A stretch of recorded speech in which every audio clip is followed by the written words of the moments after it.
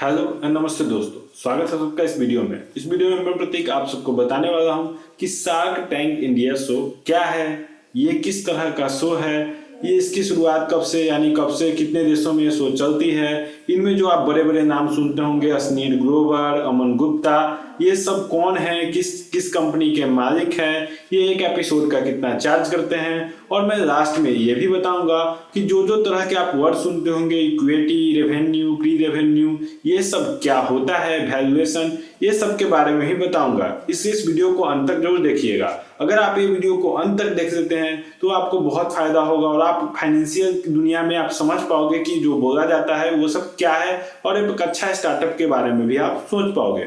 तो मैं बताना चाहूंगा कि शार्क टैंक जो इंडिया है ये कोई नया प्रोग्राम नहीं है। जी हाँ, शार्क टैंक इंडिया नया प्रोग्राम है, लेकिन जो शार्क टैंक प्रोग्राम है ये नया नहीं है।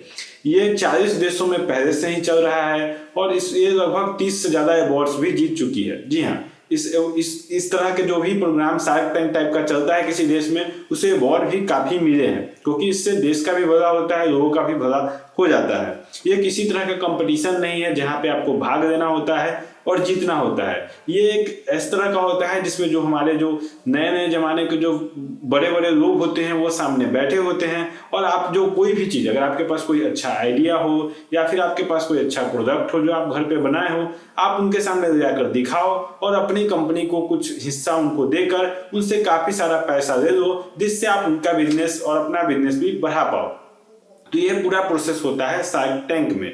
यहाँ पे जो शार्क टैंक इंडिया में जो अभी के जो हमारे शार्क टैंक इंडिया में जो जजेस बैठते हैं वो कौन कौन है, जो जजेस बैठते हैं वो कौन है। सबसे पहले मैं बात करना चाहूंगा अश्नीर ग्रोवर की, जिनका काफी डायलॉग सब पसंद, बहुत सारे लोग पसंद करते हैं, जैसे कि ये दोगलापन है, तुमसे ना हो पाएगा, इस तरह के काफी सारा बात वो हमेशा ही बोलते रहते हैं, कड़वा बहुत ज्यादा बोलते हैं। तो ये अश्नीर ग्रोवर है जिन्होंने भारत पे को फाउंड किया था। जी हाँ, भारत पे एप्लीकेशन जो कि आज काफी सारा पैसा कमा रहा है, 2600 से ऊपर करोड़, 2600 करोड़ से ऊपर का ज्यादा उनका शेयर होल्डिंग है।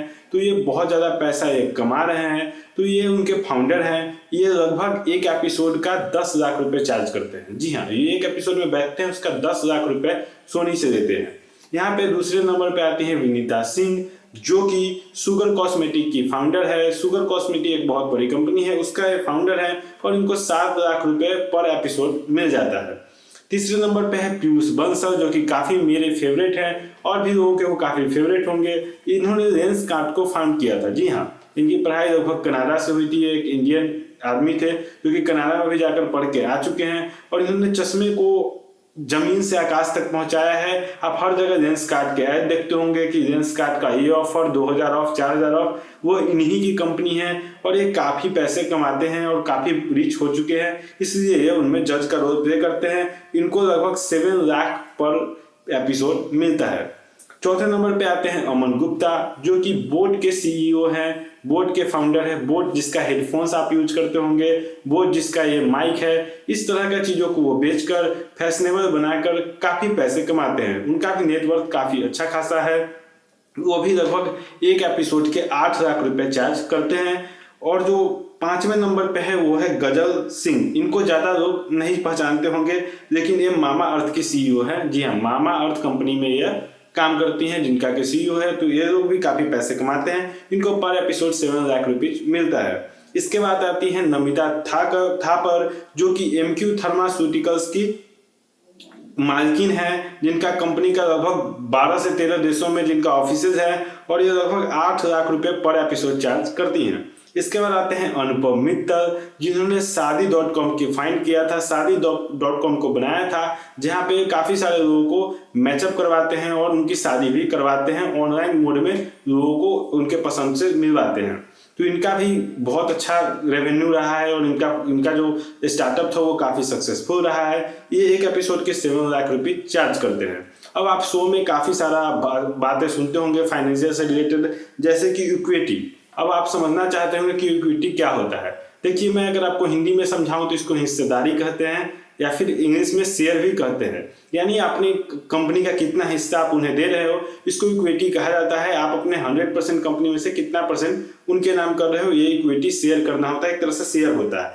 वैल्यूएशन क्या होता है, आपके कंपनी का जो ओवरऑल पावर है ये इतने, जैसे कि अगर मैं एक ब्लेजर का बात करूं तो ये अगर 5,000 रुपए की है तो इसकी वैल्यूएशन 5,000 रुपए हुई, इसको कहते हैं वैल्यूएशन।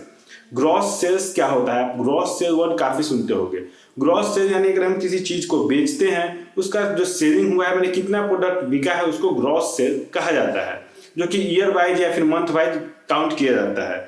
नेट सेल्स क्या होता है, नेट सेल यानी अगर हम किसी चीज को बेचते हैं उसमें कोई डैमेज प्रोडक्ट्स होता है, जैसे मैंने 100 पार्ले जी का बिस्किट बनाया, उसमें से अगर मेरा 20 बिस्किट फूट गया या फिर किसी तरह से क्रैक खराब हो गया, सड़ गया, गल गया, डेट एक्सपायर हो गया, कुछ भी हो गया, उसको हम लोग नुकसान में काउंट करते हैं, जो कि नेट सेल बचता है उसको हटाकर, ग्रॉस सेल में से जो बेस्ट हो गया उसको हटाकर नेट सेल हमारे पास आती है कि हाँ इतना मैंने सेल किया।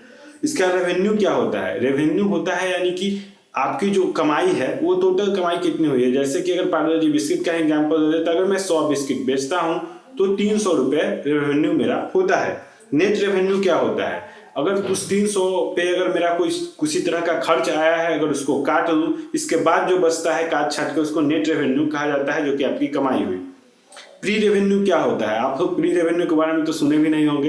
प्री रेवेन्यू यानी अगर हम लोग एज्यूम करके चले कि हमें फ्यूचर में इतना पैसा इस कंपनी से आ सकता है, जिस तरह का इसका चल रहा है उस तरह से कितना कमा सकता है, इसको प्री रेवेन्यू कहा जाता है। मार्जिन क्या होता है, अगर हम किसी चीज पे कुछ एक्स्ट्रा चार्जेस जोड़कर बेचते हैं, जैसे कि अगर प्रोडक्ट 200 का है, उसमें अगर मैं अपना कमीशन 40 रुपए रख देता हूं तो 240 हो गया, यहाँ पे 40 रुपए मार्जिन हो गया, इसको मार्जिन कहते हैं।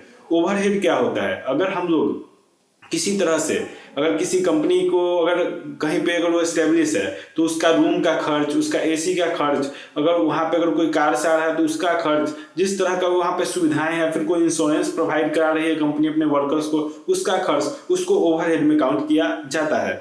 रॉयल्टी क्या होता है, आप कॉपीराइट के बारे में बहुत सुने होंगे। रॉयल्टी होता है यानी अगर जिसका भी कंटेंट है आप उसको मेंशन कीजिए या फिर उसको उसका कुछ परसेंटेज दे दीजिए कि हाँ भाई मैं आपका प्रोडक्ट यूज कर रहा हूँ। जैसे कि अगर मैं अपने वीडियो में किसी का फोटो यूज करता हूँ तो मैं उसको मेंशन कर दूंगा कि हाँ भाई मैं आपका फोटो यूज कर रहा हूँ, उसके बदले अगर आपको इतना पैसा चाहिए तो दे दो, आप मुझे कॉपीराइट स्ट्राइक नहीं दे देगा। और जो पेटेंट करवाया होता है प्रोडक्ट, उसको उस पर रॉयल्टी उसका बनता है कि इतना इतना पैसा उसको मिलेगा। स्केलेबिलिटी क्या होता है, स्केलेबिलिटी के बारे में आप लोग ने कभी सुना भी नहीं होगा, ये क्या होता है, ये ग्रोथ चांसेस है, यानी कि कंपनी कितनी आगे बढ़ सकती है, इसको स्केलेबिलिटी कहते हैं, जहां पे कितना कंपनी ग्रोथ होने का चांस है।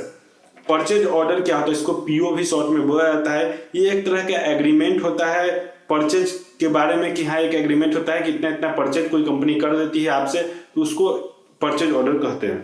पेटेंट क्या होता है, पेटेंट को अगर देहाती भाषा या फिर नॉर्मल में कहना तो थप्पा लगाना।